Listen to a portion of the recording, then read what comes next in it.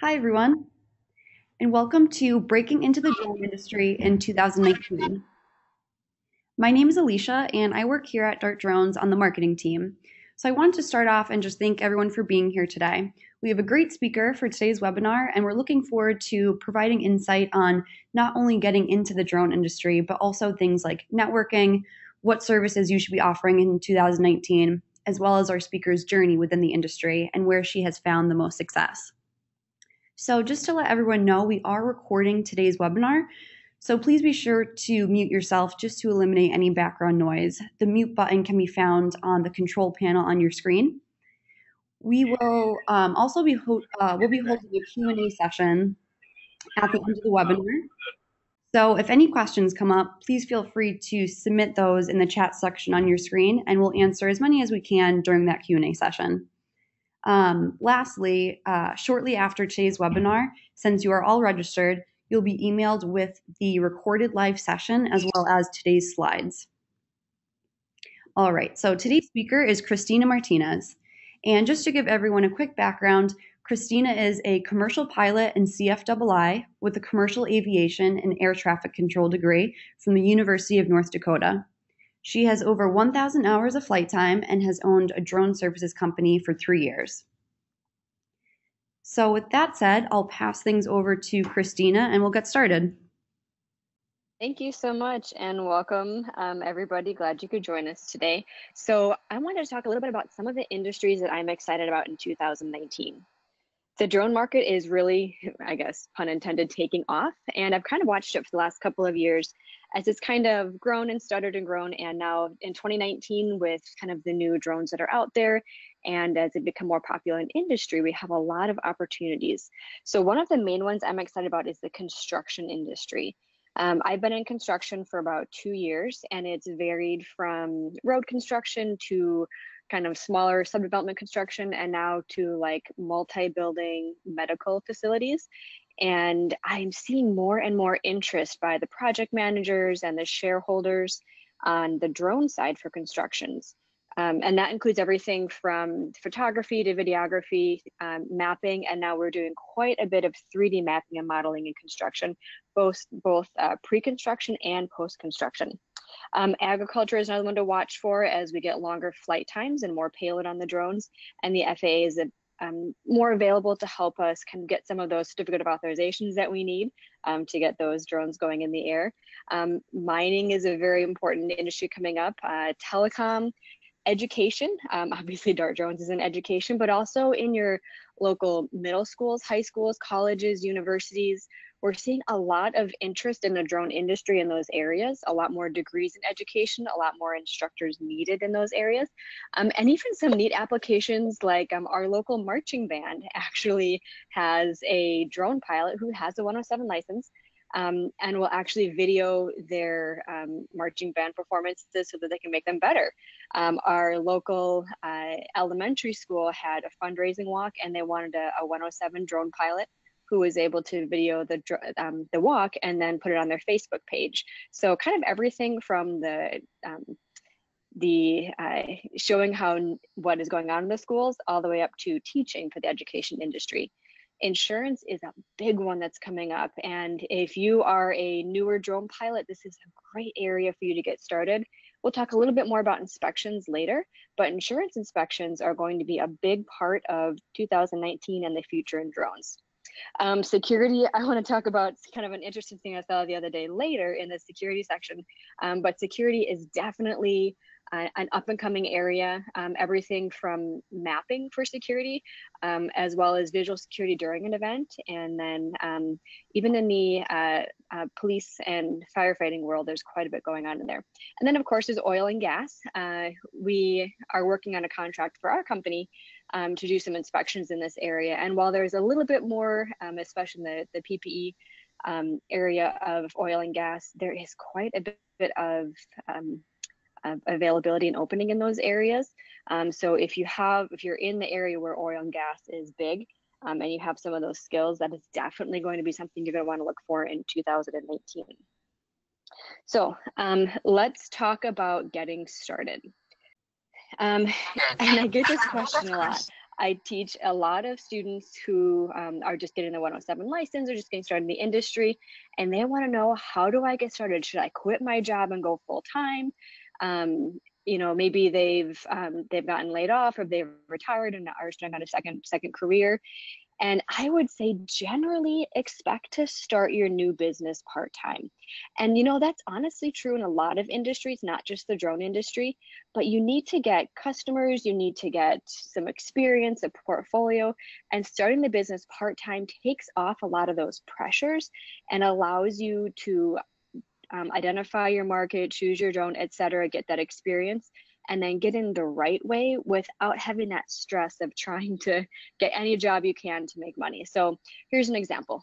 When I first started flying drones, I had a full-time job. I worked in finance. I know I have an aviation background, but through a weird, strange loop of events, I ended up as the director of finance for a company. And I knew I wanted to get into the drone industry, so I started flying on my lunch breaks. I started flying on the weekends. It was summer, so I'd fly in the evenings because I'm in the upper Midwest and we have sunlight till 9:30 p.m. in the summers. And I would get my clients, my customers, my portfolio built up that way, rather than quitting my job and saying, oh my goodness, how am I going to make my next rep payment? I have a student who was in my class about 2.5 years ago, and she was kind of in the same thing. She was in the agency world and she wanted to get into the drone industry. So she would do home inspections at 8 o'clock in the morning on her way to work. And the home inspector companies she worked with, she would give them a discount if they would schedule at 8 in the morning. And yes, there are shadows, but for home inspection, that's okay. And she would go do the home inspections on the way to work until she built up a big enough client base that she was comfortable to quit her job. And it took her about a year to do that. But you know what? Now she's full-time in the industry and absolutely loving it. Construction jobs, it's amazing. Construction, the perfect time to do that stuff is on the weekends when the workers aren't there. So you can definitely get started in this drone industry part-time, lunch breaks, evenings, weekends on the way to work, so that you don't have some of that stress of needing to make that paycheck to make your rent and your bills. So when you want to get started, I would say start by identifying your market. Do you have a photography background? Are you a videographer? Can you edit? Can you edit photos? Can you edit videos? Do you have an engineering background?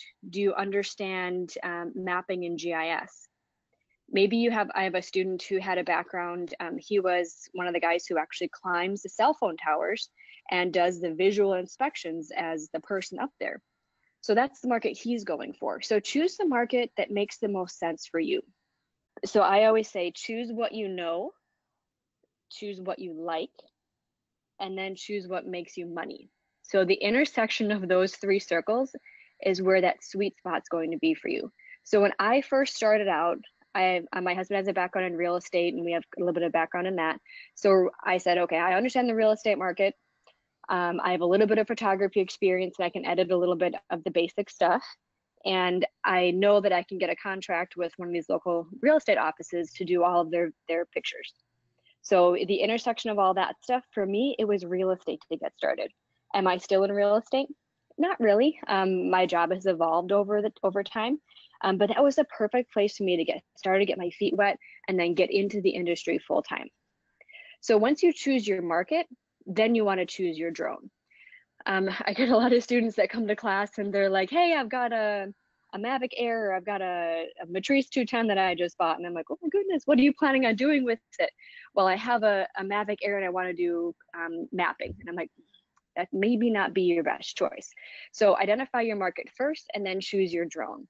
If you're getting into the entry level mapping industry, a Phantom 4 Pro is a perfect drone for you.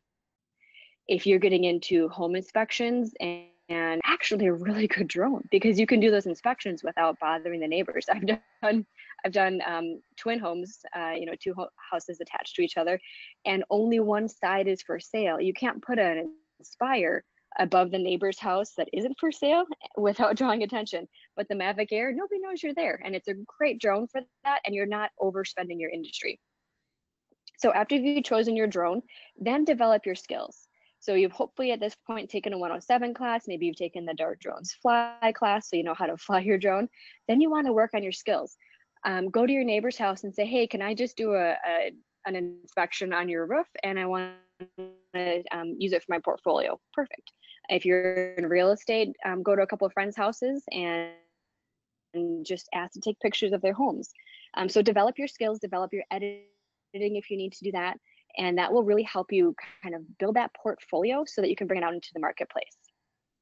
The next, incredibly important, networking in any industry is important, and in the drone industry especially, because we need to do a lot of education as we network. So let's talk about networking on the next slide here. And I say the opposite of networking is not working. If you're going to work your drone company, you need to be networking. So number one, I would say get to know your market. So for example, when I started in real estate, I had a little bit of background in real estate. My husband was a realtor at one point, and I found one of our local real estate teams that was the biggest team in our area. And I called them up and I said, hey, I want to get into real estate videography with drones and photography. Can I just pick your brain for a little bit? And I talked to the head of this real estate office, and I said, okay, what's the pain point for realtors? What are they looking for? What types of files do they like? If I give I know now if I give a realtor a 10 megabyte file, they're not going to know what to do with it. They need like a 1 or 2 megabyte file to upload to the MLS. So get to know your market. When we went into the mapping industry, about a year after we started the company, then we would go to some of our local GIS organizations, our counties, there's like a meetup group in the area for GIS, and we would go to them and say, okay, we want to get into the GIS industry. What certifications do we need? Who do we need to know? And what free webinars can we attend? And that really helped us become knowledgeable in those industries, so that we presented our product to them. They were like, wow, you really get us. You really understand us. The last pilot tried to sell us on videography for houses in a lower market, and we just didn't need that. But I understood, but it's nice that you're offering this 3-picture package, because for real estate, we only want 3 pictures for the MLS. So this is perfect. So getting to know those markets will help you sell the right things to your clients so that they're happy and you are happy. One other thing I suggest in getting to know your market is look at what products are currently offered. So if you're in the construction industry, there are products where you can put your data into that will convert it into a map, that will make it into something that you can measure, you can count, you can provide stockpile counts. So get to know the products that are in your industry, and then you'll be able to talk more intelligently on what is available out there.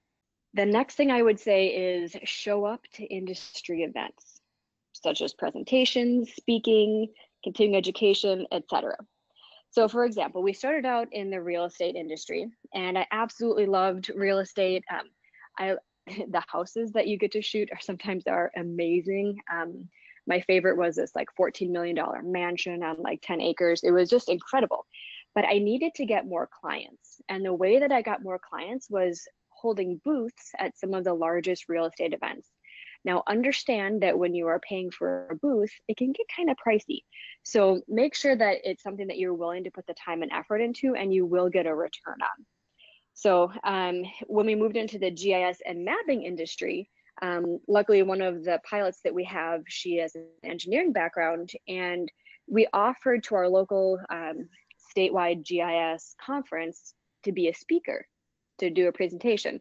And they were like, oh my goodness, we would love to have someone from the drone industry present. And you know what, we'll even give you a free booth. And I'm like, oh goodness, that's like $1,000 value. That would be awesome. So offer to do presentations on some of these industry events. And sometimes other fun stuff comes along, like booths, or maybe a better location for your booth, something like that. So because we were presenters at one of these GIS conferences, we were able to get free advertising in their book. We were able to get some other perks, and it just makes your company look more legitimate, maybe draw some more attention to you, so that you can get more people at your booth and make more connections as you go. When we did have our GIS booth, we did something really fun, and we talked to the organizers ahead of time, but we had some tiny whoops that we brought with us with the racing goggles, and we would let people on the slow times when it wasn't super busy in the area, but we would let people fly our drones around. And these are the teeny little plastic ones, the indoor flyers that are like 20 bucks off of Amazon. And we would let them fly it around, and it would draw attention to our booth. And then one of us could help the person fly while the other person engaged with the people that came up to our booth. So networking with the industry that way is super, super, super helpful. Something else that we have done, and this might surprise you, are career fairs. So maybe it's your local college or university. We've done one at our local high school for the past 3 years.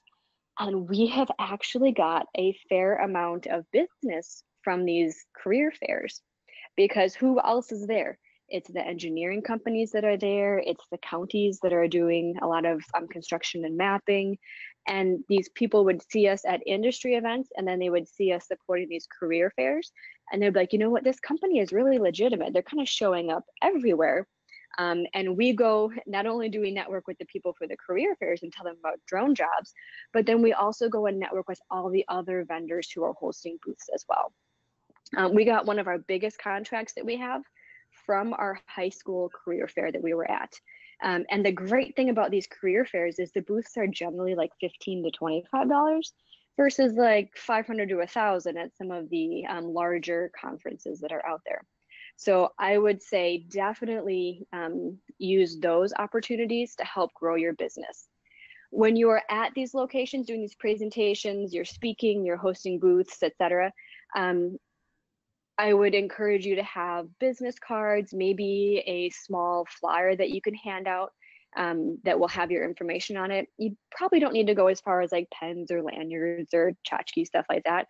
A lot of times in these ones, that just the business card and the like a little postcard flyer do really well, just kind of highlighting the offerings that you have. The next thing I would say is network with your fellow pilots. So how do you network with those pilots? There are, if you're on Facebook or social media, there are a ton of groups out there, one for every single type of DJI drone. There's commercial groups, there's 107 groups. Find one that works for you, or a couple of them, or all of them, and join those online groups, and you'll see people, hey, I have questions on this industry or that industry. Like, my goodness, I never thought about doing inspections for my school district. And you know what? School districts have lots of buildings that all need inspections every year. So you learn about other opportunities that are out there, and then you can ask those pilots, you know, hey, I've got this. What product what do you use to create your 3D maps or your 3D images? And you can kind of help each other out that way. But also look for groups locally. In my state, we have a drone advocacy group that works kind of with our, I wouldn't say with our legislature, but they advise or put information out there. And they also work closely with the FAA to help the community and the Part 61 pilots and the airline pilots and the air traffic controllers, and then our local state representatives, helps them understand the drone industry a little bit more. And as part of that group, I've met a lot of really, really good pilots. Some of them are in the same industry and are, quote, competitors to me. Some of them, like, I don't do videography. Some of them are amazing videography pilots. And then if I need some quality videography editing, I can then go, hey, fellow pilot, I did this amazing video shoot and I need help editing. Can I pay you to help me edit? And then I can pass work around that way, which is great. So besides our drone advocacy group, we also have a flying club, a couple of flying clubs in our area. Some of them are for FPV racing. Some of them are for outdoor flying. Some of them are more like just your regular gas-powered engine flight groups. But there are a lot of flying clubs, and it's just, you know, you've got to have fun in the industry as well. Flying your drone, it can't all be work. I started flying RC planes and drones because it was fun, and then it ended up being a job for me. But you also meet a lot of fellow pilots that way. So one of the great things about meeting other pilots is I always encourage people to have an abundancy mentality. So people will ask me, well, why do you're a 107 pilot, you have a business, you know, you're trying to get clients. Why are you training your competition? And I'm like, well, that's an easy answer. The more great pilots that are out there, the more jobs there will be. When I do a really good job working for my local county and providing maps for them for construction, the county next door is going to go, oh my goodness, we need to hire a drone pilot too. So the more that we can have good, well-trained pilots out there, the better. And so I want to meet as many pilots as I can. And then I also pass work around. When I'm on vacation, construction projects don't stop. I need to have someone fly those construction projects for me. And I need to know that they're a good pilot. So by meeting these other pilots, I can pass work to them. On the opposite side of that, I've had people say, hey, I'm on vacation. I have a friend who does a lot of thermal work for solar panels. And he said, hey, can I train you on flying my thermal camera on my larger drone? And then when I'm on vacation for 2 weeks, you can do all my thermal work. I'm like, well, that sounds great for me. And then I will get paid, I'll develop a new skill. And it's because I worked with the pilots in my area and I said, you know what, we are competitors and that's fine, but we can also be friends and learn from each other. I have quite a number of students that are all around the country, as most DARTdrones instructors have. And I just so happen to have a friend from when I was in high school way long ago. She works for an architectural firm in New York. And she said, hey, I'm in New York. We've got some big commercial real estate stuff coming up and we really want to try drones. Do you know anybody in the industry in New York? And I'm like, well, I'm in the upper Midwest. I'm nowhere near there. But you know what? I've got a student and 2 other instructors that I know that are in the area. I would love to give you the names and pass the work on to them. So you never know who you're going to meet and where that work is going to come from. So networking with your fellow pilots is super, super important. One other example that I have with networking. So we were lucky enough to have the Super Bowl in Minnesota last year. And we got a call a week before the Super Bowl. And this company says, hey, we've got a huge contract that we just got. We're a marketing or ad agency, but we need 14 pilots in 1 week. Do you know 14 people? If you do, we'll give you the contract. And we were like, do we know 14 people? We for sure do. So we were able to call, well, it was my sister, who's she owns a company with me now, and myself. We were able to call 12 other pilots in our area, and getting a job for a week long in the winter in Minnesota is huge for us. So we were able to share that work with 12 other people who we had networked with. We knew were good pilots and could fly during the Super Bowl in some pretty crazy cold weather and busy situations, but we were able to give them all really well-paying work in a slow time for us. So definitely network with your fellow pilots.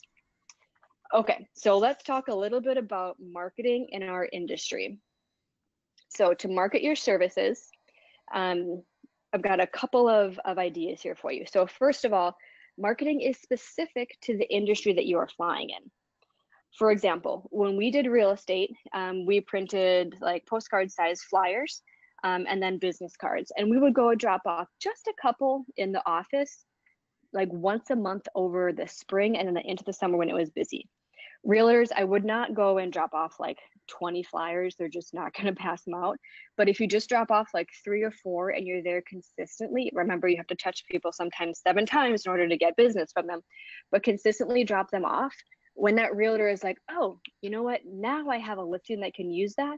They have that little flyer at the front desk and they can just grab it and give you a call. So for our real estate industry, printing those flyers, kind of paying that maybe $100 or $200 up front to get those was a great way for us to get started with marketing for them. Another thing with realtors is, it might be different in your area, but all of our real estate offices have Tuesday morning meetings at 9 o'clock. And that's where they go through all their new listings and they invite vendors in. And it could be anyone from like mortgage brokers to home inspectors and drone pilots. So you can go give presentations for these realtors in their morning meetings. So what we would do is we'd stop by our local bagel or muffin place or fruit place and pick up just an assortment of food for them, because who doesn't love food in a meeting? And we would bring that in and say it's sponsored by my drone company, and we would give a 10-minute presentation on drones and how they can help the realtor and kind of what our business had to offer. So that for the real estate industry did really, really well for us. Contrary for mapping in GIS, there aren't really offices to stop by. They're business offices. You can't really just walk in and get a meeting. So for those, we more focused on like the trade shows and the booths. So as I mentioned, we went to the GIS conferences. We would talk to the people there. In one case, we talked to our local DNR, and we were able to give presentations on site for them, actually out like in the forest. It was super cool. But working the trade shows and booths can kind of work better for those industries where maybe you can give a presentation. And we always have a computer with a monitor running that will show our latest work, just kind of highlights of what we've done. And it has worked really well there. What we honestly don't do a ton of, and this might vary by pilot to pilot, company to company, is we don't give a lot of individual presentations at company offices. So I don't go down to my local construction company and say, hey, I would love to give a presentation for you. I've got a portfolio of stuff. That has not worked super well for our company. It may work more in your industry or in your area, but the trade shows and booths have worked really, really well. And then finally, cold calls. That's right, cold calls. People don't want to do it. It's really hard for them, but it is the way that we have built a really, really good construction portfolio for ourselves. When we're driving around from real estate job to real estate job and we want to get into the construction industry, I take a picture of every single company's sign, because at every construction site, there's always the sign with the phone number on it. I take a picture of that and then I save it for later. I write down the phone numbers and then I give them all a call when I get home and say, hey, I was passing by your site in this city. I'm a local drone pilot. Is there someone that I can, or do you currently fly drones? And then they have to answer yes or no. If they say yes, be like, oh, that's amazing. I would love to be your backup if you have any questions or if your pilot's not available. And a lot of times they'll say, oh, no, it's fine, no problem. Yeah, we don't need a backup. And I say, no problem. Well, then I give them a call back like a month later. I would love to be your backup. And like, oh, you know what? Our pilot is actually on vacation next week and we need a site update. Can you get out there? And I'm like, sure. And we're not trying to take the work, but we are the backup then for that person so they can go on vacation. So making those cold calls is really important. If you have a problem, if it's really hard for you to make cold calls, and it is hard for people, I know that it's a difficult thing to make yourself do, just sit down at your desk or your computer and go 5, 4, 3, 2, 1, and then dial that phone number. And I promise you, the first couple might be a little rough, but as you do it more and more, you will definitely have better and better results. You'll get the words right, and then you will sound more competent. But unless you start, you can't get those jobs. I cold called for real estate agents. I would go in and find the highest price listings in my area that did not have aerial photography on the MLS pictures. And I would call them, do you currently have a drone pilot? And they say, no. Well, I would love to fly for you. You know what? It's Minnesota in the spring. It's a rainy time of year. We have It's Always Sunny in Minnesota deal, and we will do free blue sky at our normal pricing. I try not to discount or do anything for free because then people expect that in the future. But we might have things like, hey, it's free blue sky and it takes me an extra 20 seconds to add blue sky in. So using some of those marketing techniques is super, super helpful to get your business going. But I definitely, you cannot grow your business without cold calling. I hate to say it, it's a lot of work, but it's something that you definitely need to do. Okay, so let's talk about some of the top services in 2019. So construction, as I mentioned, is one of our favorite industries right now. I loved the photography aspect of doing real estate, and I was kind of sad as we moved away from it. But there is photography. We do quite a bit of it actually in the construction industry. So we just did a project, we're kind of in the middle of it, where they had a building and they tore the roof off of it. They're raising the walls 8 feet and then putting the roof back on.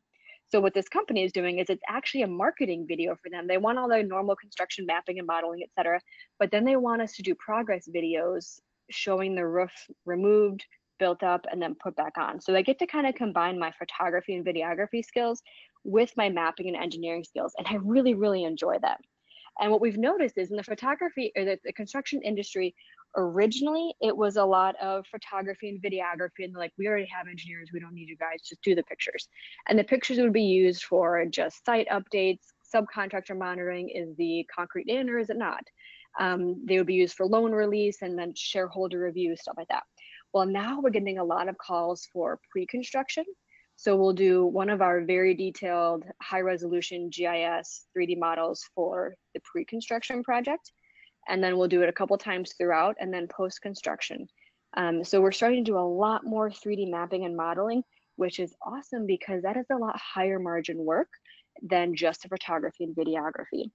So I would definitely recommend looking in the construction industry. And construction ranges from road construction to apartment buildings, and now we're doing quite a few medical complexes, which is a really neat industry to be in. And then also light rail lines in our area. So we're kind of pre-mapping that stuff. So very, very, very interesting areas of construction. For infrastructure, we had a really neat project the other week. We 3D mapped our local, we have a lot of lakes in Minnesota, but we have a big lake just to the south of us, and we actually were able to do 3D model for the dam down there. So they lower the water levels every winter before it freezes, and then we were able to 3D model that dam for them, and it also has some electrical power station next to it, so we were able to include all that. With infrastructure, you're also going to see wind turbines. I have a friend who was actually I trained him to be a CFI about 15 years ago as a flight instructor. And now he is also full-time in the drone industry and just does wind turbine inspections. So a lot of application there. Also power lines, things like that. We'll see a lot more building inspections.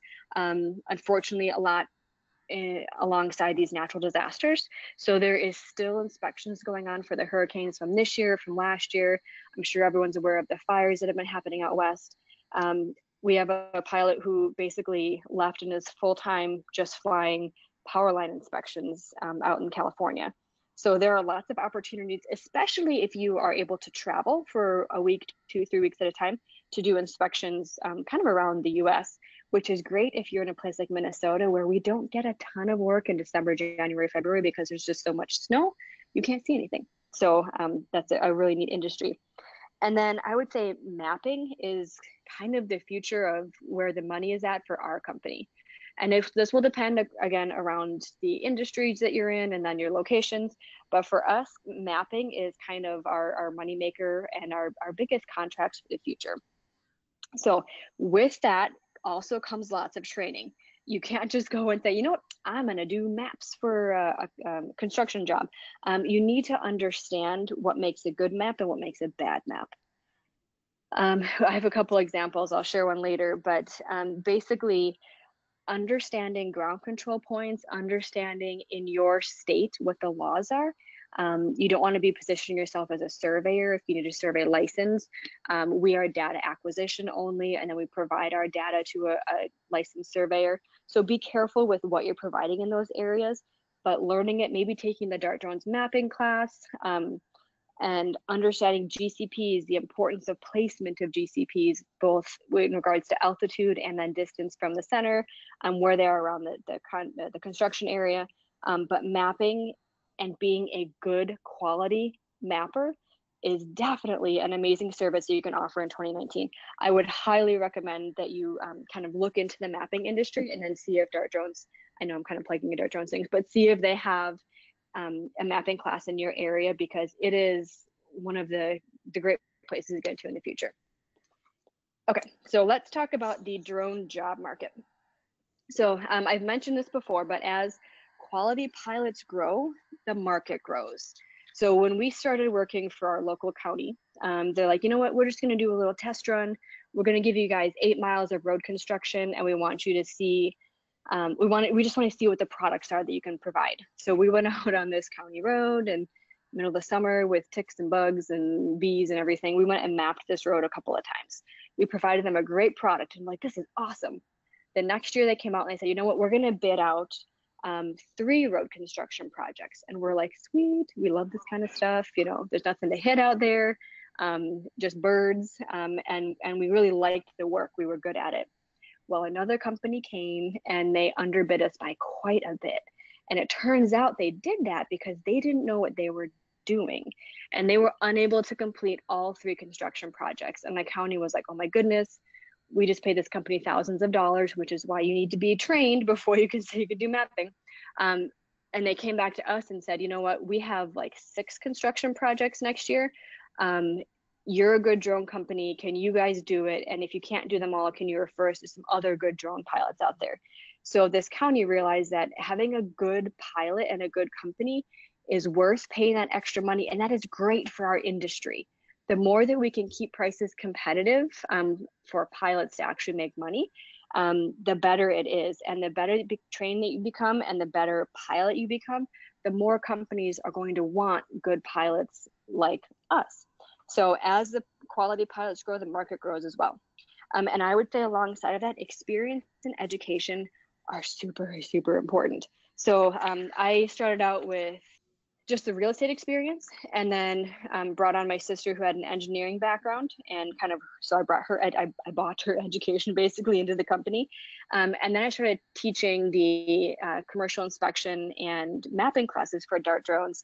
And so when I got a client who was like, you know what, we just want photography for our construction project, I was able to go and just create a quick ortho mosaic of their construction site and be like, hey, looky here, look what I can do. And they're like, oh my gosh, you can do that kind of stuff with a drone? And I said, sure, you can. This is what it costs. And they're like, that's amazing.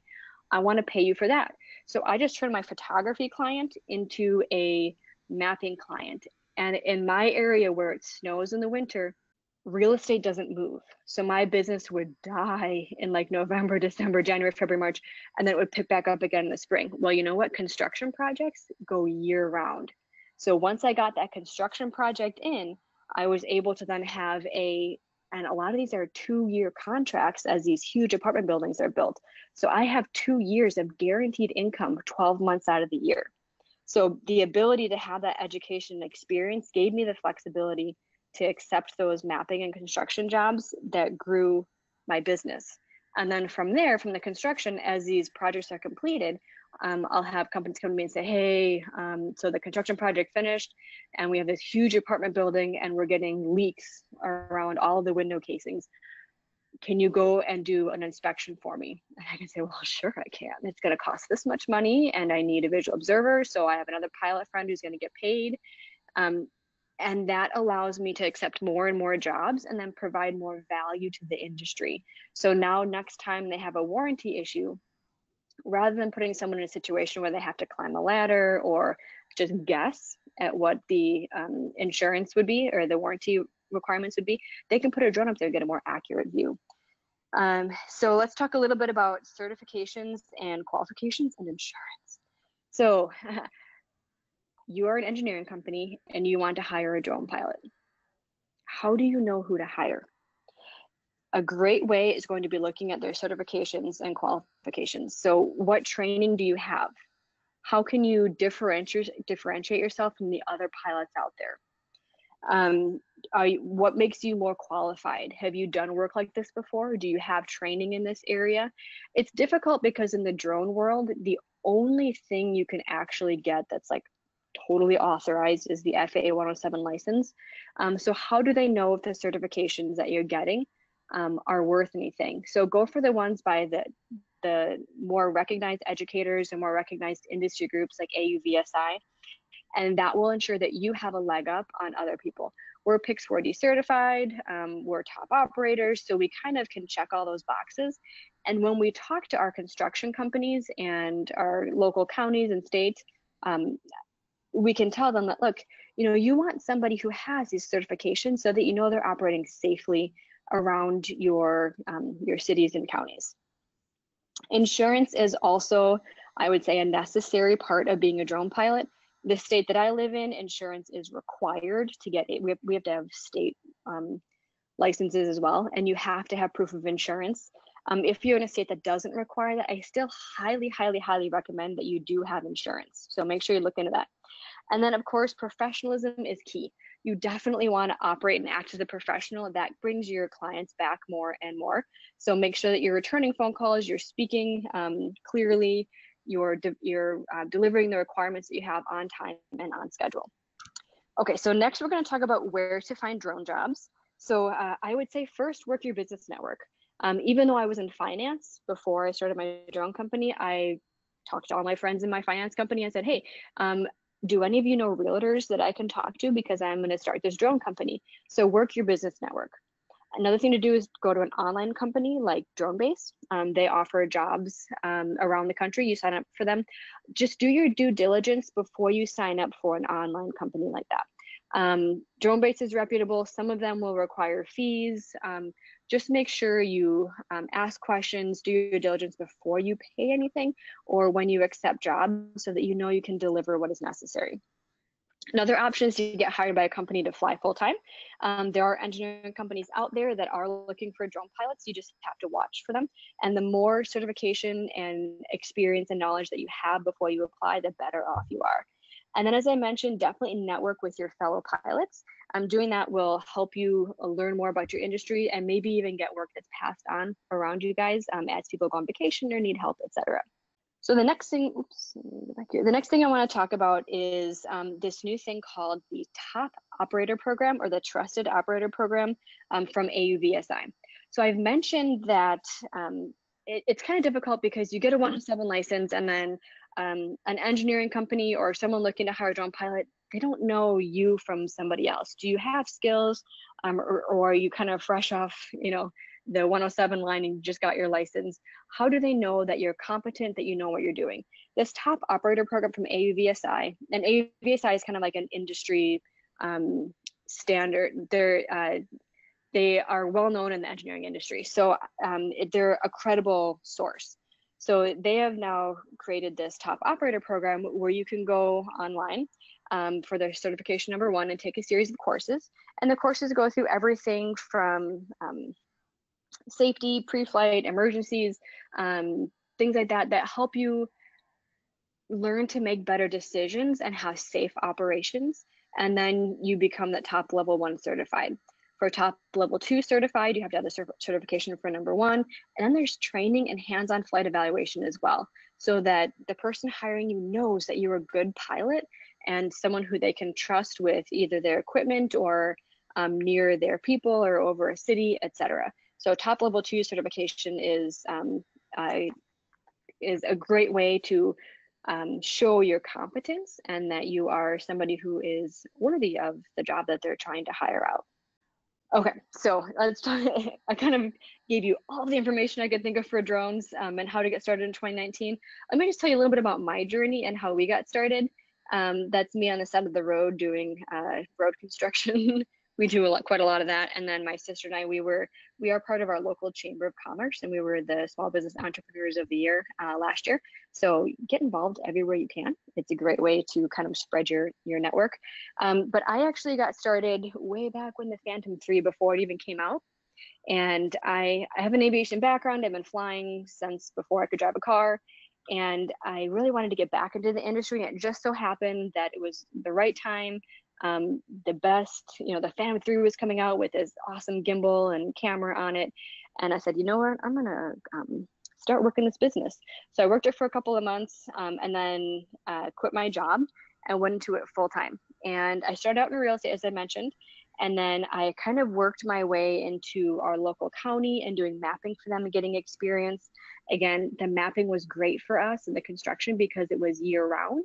Whereas real estate in Minnesota is really seasonal, like really seasonal. So having that ability to make money year round was really, really helpful. Having the construction on the weekends, the commercial building construction, the FAA has said that we are not able to fly over construction workers. And luckily, in most cases on the weekends, construction workers are not there. So I'm able to fly those missions when I can't fly other stuff, which is great. And then we also paired up with a local hardware company and we started flying missions for them, which means we get to borrow their fixed wing drones that cost like $20,000. And it's worked really well for us to kind of network in the industry and with the pilots around our area that way. We also looked for low margin versus high margin jobs. As I mentioned, kind of like your expertise of what you know, what you want to do, and what makes money.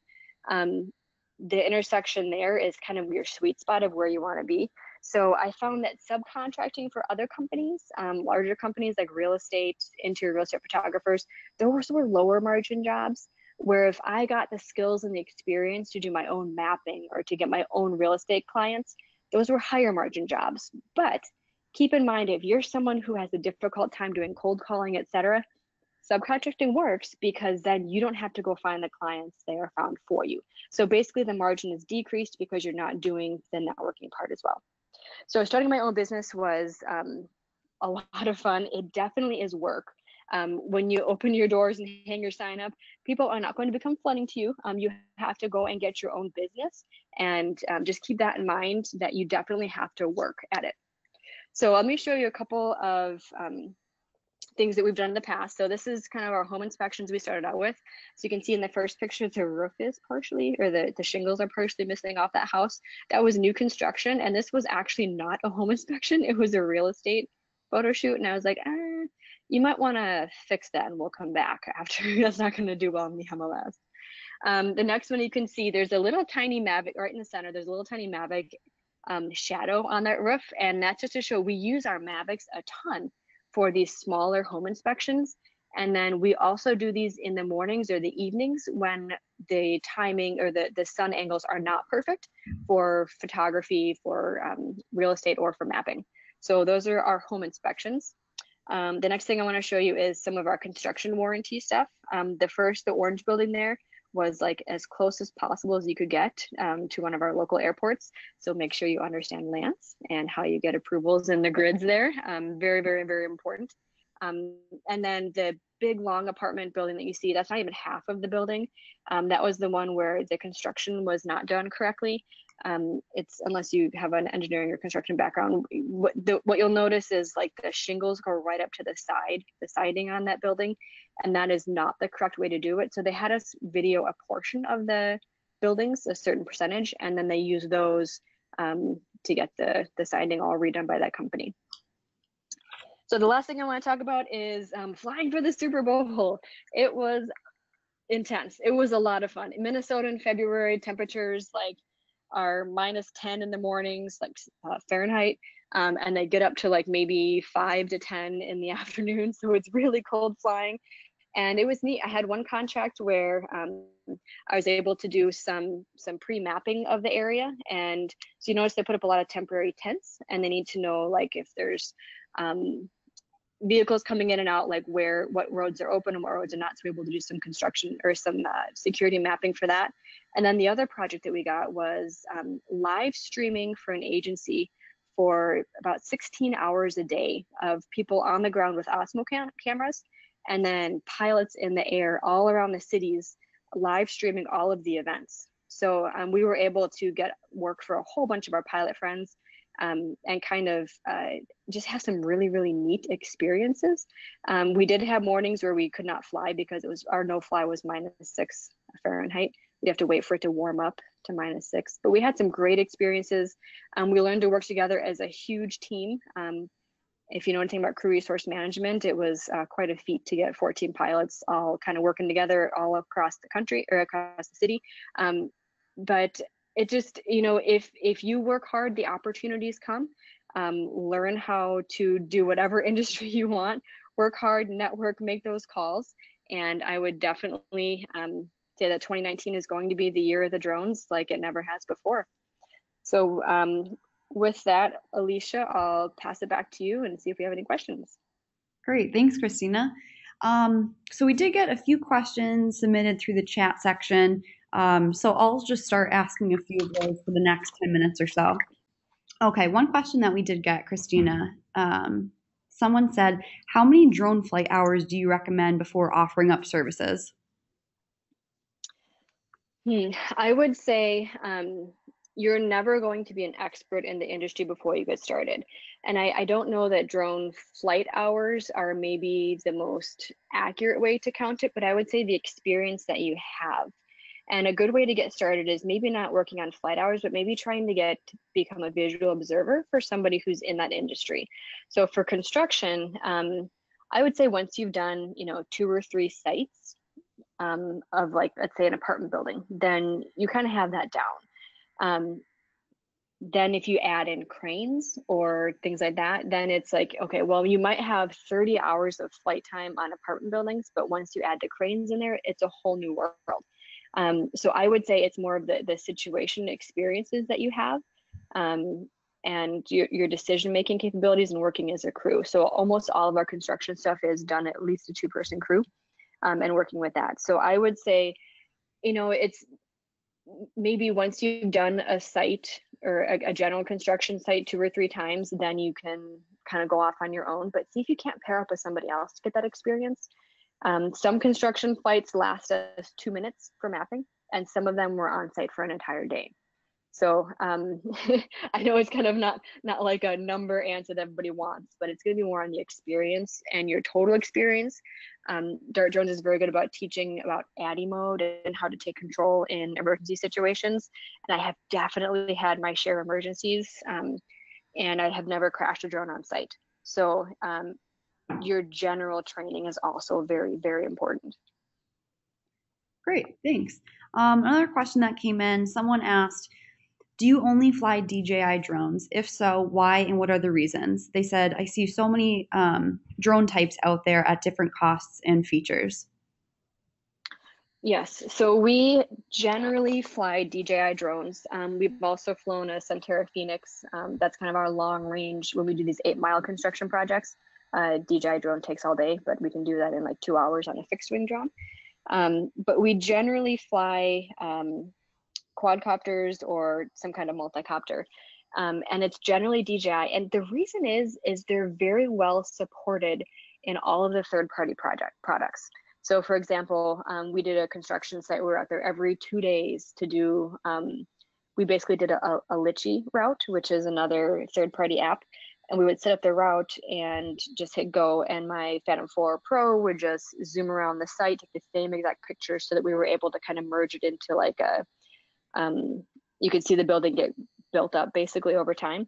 And, the cameras are optimized in some of the third-party mapping apps. So they're a lot of these third-party things, like if you go into Pix4D, you can do things specifically for the Phantom 4 Pro camera or the Phantom 4 camera or the, whatever camera you have.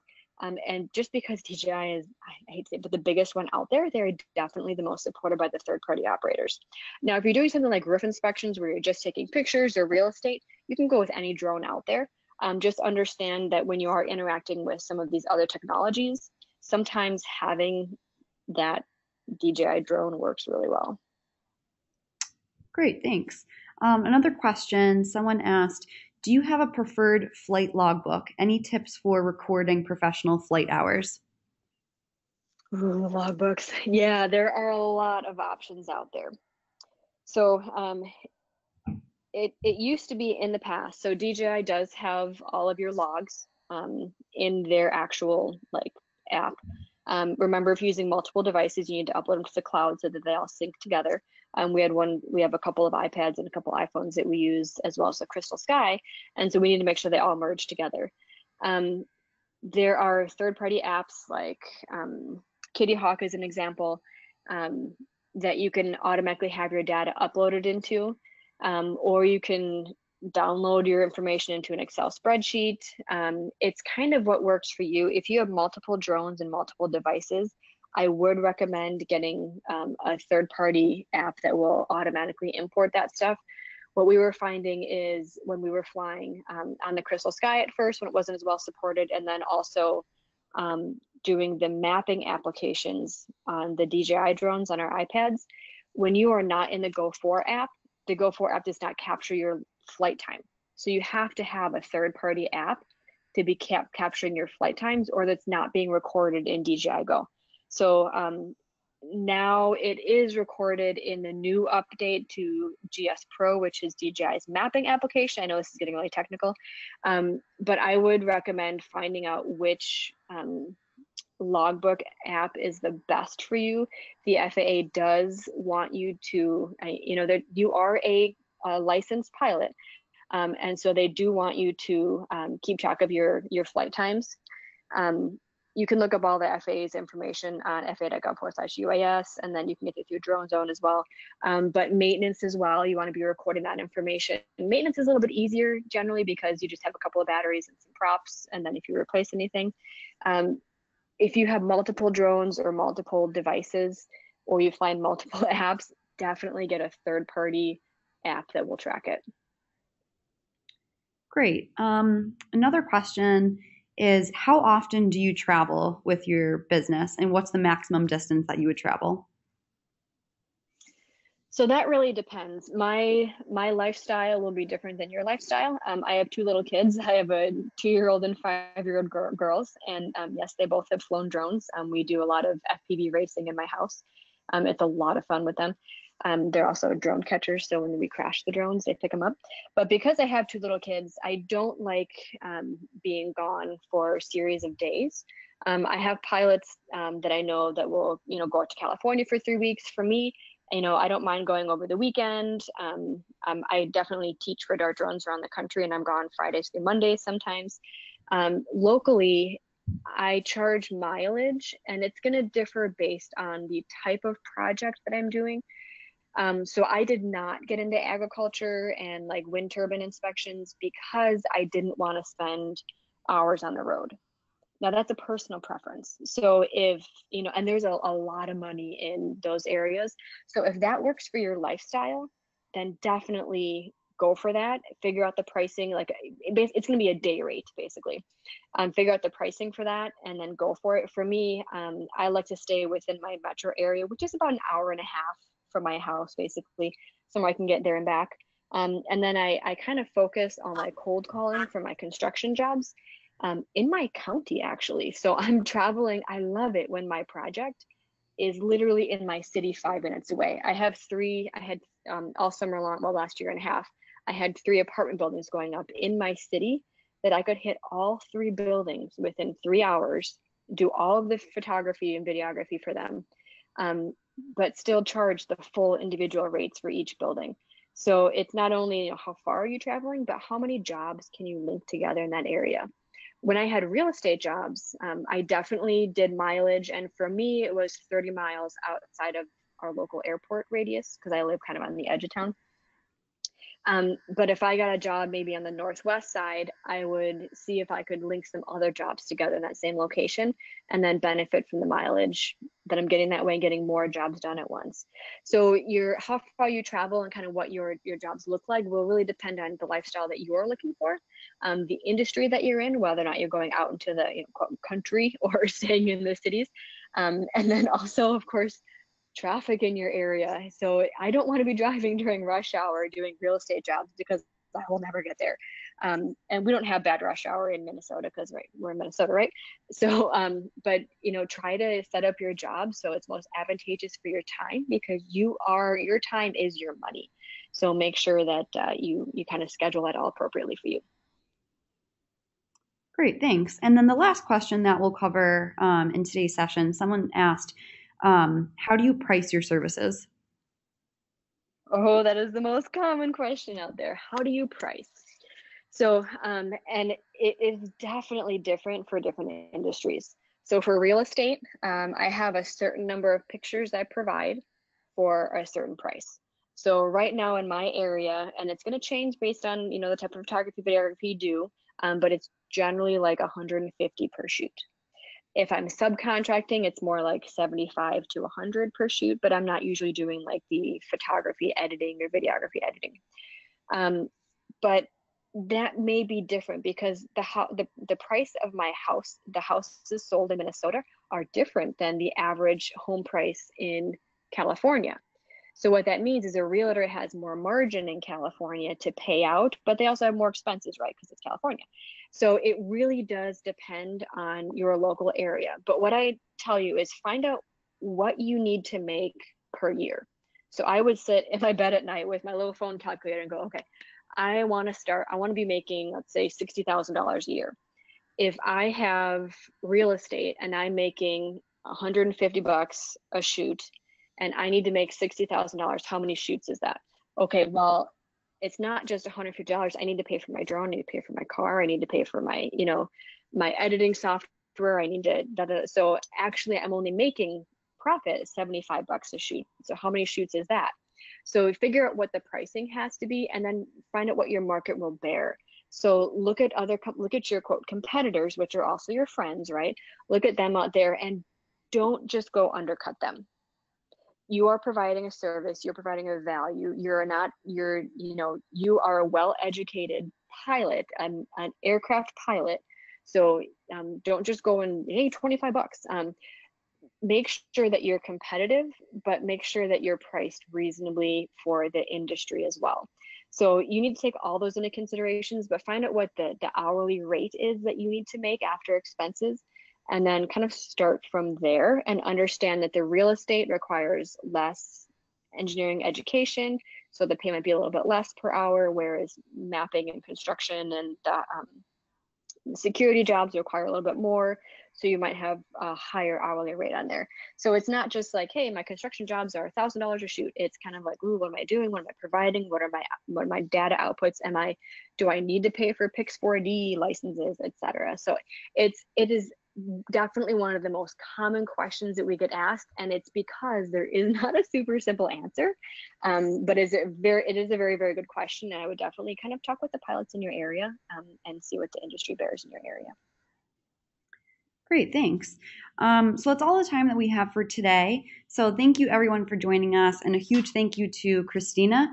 And then as I mentioned in the beginning, I will be sending out a recording of today's webinar as well as the slide deck. So if any other questions do come up as you guys are going through that material, please feel free to call us or email us. Our information is right up on this slide, and we'd be happy to help you guys out. We also have tons of resources on our website, which is DARTdrones.com. So if we didn't get a chance to cover something in today's session, or if you guys have questions on a different topic, I would definitely recommend heading over to our website to check out some of those resources. So thank you all again. We hope to speak with you in the future, and we hope everyone has a great holiday.